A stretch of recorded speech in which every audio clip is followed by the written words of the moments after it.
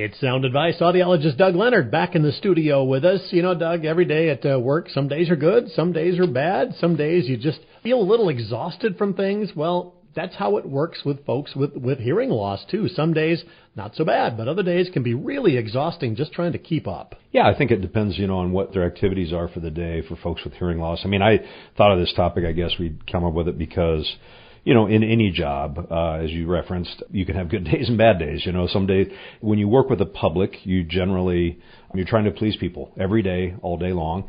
And sometimes that is easy. Everybody comes in, they love you, they love everything you do for them, and it's a super great day. And then some days things don't go well. Mm-hmm. And so in my own personal life, I guess, I would come home from work sometimes and my wife would want to visit with me, and I just need a little chill time. Yeah, sure. I had been interacting with a lot of human beings all day long, and I just wanted to sit down and maybe put my feet up, watch TV, or get on the computer, just chill out a little bit. Yeah. And it's exhausting sometimes, and it can make you tired, it can make you fatigued, it can make you irritable. And people with hearing loss suffer from the same thing. You take in that information in a lot of different ways. Mentally, it can be exhausting. Maybe you've had an overload of things that you've got to listen to, but also environmentally, it could be a little exhausting too. Yeah, I mean, if you have a day where you're at home and you're just, watching TV, that's probably not so hard for a person with hearing impairment if they have hearing aids or maybe a TV streamer or whatever.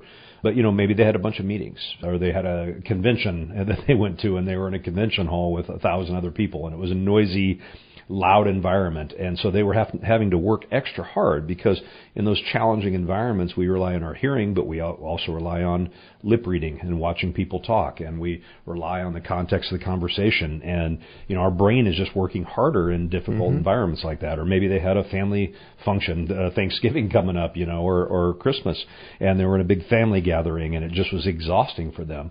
And, I even read somewhere, I don't know if it was Gail Hannon or one of the columnists that we quote a lot about hearing, that, sometimes people with hearing loss almost need a siesta. They need that afternoon nap sometimes. That little refresher in the afternoon. Yeah, because their brain just has to work a lot harder than those of us with normal hearing. And again, hearing aids are not an instant cure-all. They take some getting used to, so that exhaustion factor is going to be with them for a little while longer, too. It could be, if someone's just gotten hearing aids for the first time, they're going to have to learn how to work with them, learn how to put them in, take care of them, take them out, recharge them, and that's what we're here for, to help them.